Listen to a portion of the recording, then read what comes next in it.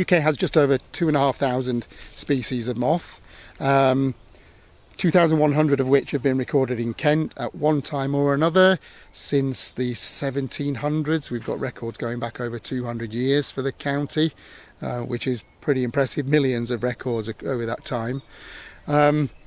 This site alone is home to over half of the number of species that have ever been recorded in Kent, so there are around 1,000 species, and we can't even pretend to know that we know every one that's here. There's probably some that are here that we haven't found by coming doing this, setting light traps, etc. So more work to do on that, and that's one of the things. If you lose sites, you could lose species that you never knew you had, so it's an important consideration going forward. The moths on this site as well, they're everywhere. That's the important thing. They're in a little scruffy hedge along right by the housing.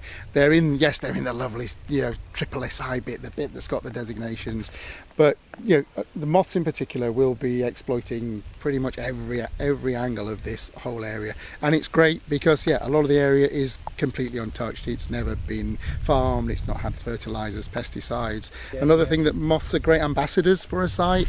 They're not all small and brown, and moth traps have been run and shown to the golf course users, to the public, again showing the value of the site. But I say they're not restricted to just those areas that might be seen as more special, where they've got the designations. With 2,000 odd species to go out in Kent, they're pretty much something exploiting anywhere across the site. Unless you're really looking for them, you'd be pretty much oblivious that they're out there. And I want to cover the colours. So they often get bad press over. They're all small and brown, and but far from it. So even on this site, you could probably run a moth trap and have the whole rainbow present in the morning. So you've got things like the scarlet on the otherwise jet black wings of the cinnabar, whose caterpillars are also bright orange and black, so lots of colour. You've got a beautiful moth, some names as well, some of the names are fantastic. So we've got the merveille de jour, which is beautiful mixture of greens. You've got the brimstone moth, which I've got an example of, which is sulphur yellow. And then we've also got a tiny one called the purple spring jewel. So you've got pretty much every colour of the rainbow. They're not just brown and dark and things like that. They're fascinating. And pink, we've got pink, everything's there. And some of the names, like I say, we had merveille de jour, but also you could go on what I call a moth safari. So this site has tigers, elephants, and even hummingbirds. There are so many of them. There'll be millions and millions of larvae around here right now, and those 1,000 species or more. And they're just a vital component of the food chain, of the web of life. Without them, so many species they wouldn't be able to survive. If the moths weren't here, if the larvae weren't here, the adults, they just wouldn't survive without that. So they're important.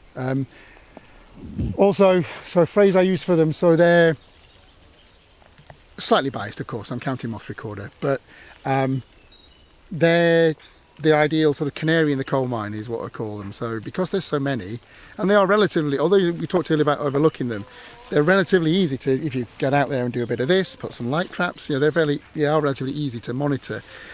They respond so quickly to change. Good change, bad change, the populations will move really quickly. So they're a really good barometer, that, say, canary in the coal mine.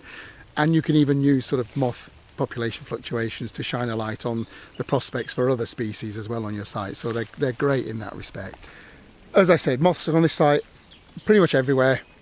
Pretty much every plant you will see will have one or more moth species that is using it normally for its larvae. So grasses, we've got lots of different grass species across the site. Many dozens of moth species will be their larvae will be feeding on the grasses on Old Park and Chequers Wood. But it's not just also for that feeding of the larvae. So you look down here, you've got, it's starting to, you're getting tussocky stuff. In those tussocks, they're brilliant hibernation spots. So moths have a array of different life cycles. Some overwinter as adults, some as every part of the life cycle basically. You'll have some that overwinter as eggs, some as really small larvae, some as big larvae, and some as pupae. Where you get tussocky grassland, they're brilliant hibernation spots for larvae, for pupae, for the grass feeding, if it's egg laying.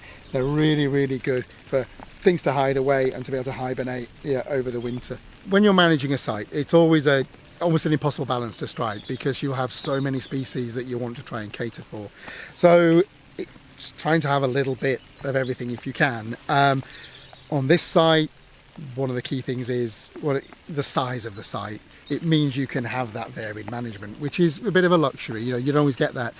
And should the site get fragmented, of course, you're going to have less opportunity to be able to have niches for all those different species. And habitats, you know, we know, so it's well tested now that habitats generally hold more species if they're bigger, if they're in better condition, if there's more of them, and if they're joined up and not fragmented. So if you can tick all of those, you're going to have a pretty healthy ecosystem. If you start to chip away at any of those, if the condition drops, if the area drops, if they become fragmented, the number of species they can hold will diminish, and the ecosystem just won't function as effectively as it could. So but then on this side, as I say, the importance of having, for example, long grass, short grass. So some flower species will only thrive where you've got less grass competition. So you, again, trying to find that balance where you can on a site. But if you've only got a really small site, if you've got your garden, even a window box, put some flowers in, or if you can leave somewhere, just leave a little bit of an untidy patch, no matter how big, you know, just leave a bit of that, and then you'll find so many species will thrive, because you've just got that bit that hasn't been mown regularly, frequently, or whatever else you've had done with it, and you'll get this sort of stuff happening. You'll find flowers coming up that you didn't know were there, and then all the species that thrive on those will also be there. Moth whispering, you see. So he has this classic resting position, so it's the buff tip, not a rare moth at all, but a pretty spectacular one, and he's there to mimic a broken birch twig. He will sit in line with the twig. We haven't got birch with it. Fairly widespread moth, this one. Well, on the wing now, and they'll be mating. They'll be laying eggs soon, in the next few weeks. Again, the tree we're next to, oak. You will find these caterpillars tend to live together for quite a while, so you can find 15, 20, 25 of these caterpillars all together, and their feeding can become quite obvious as they feed gregariously. No, that's as far as this is all untouched. This has never been cultivated, so won't have had chemicals, won't have had sprays, won't have had fertilizers. That's another reason why the site is so good for not just moths, but for all the groups that obviously you've been hearing about, you know, for the beetles, for the flies, for the butterflies, for the birds, for everything, because the site has got that history. It's got ancient woodland, it's got wet woodland, it's got acid grassland, it's got such a mix, and that's another thing that's key. You know, that mix, that mosaic of habitats is what makes it so fabulous. You know, and why obviously through this, hoping we can try to protect what's here.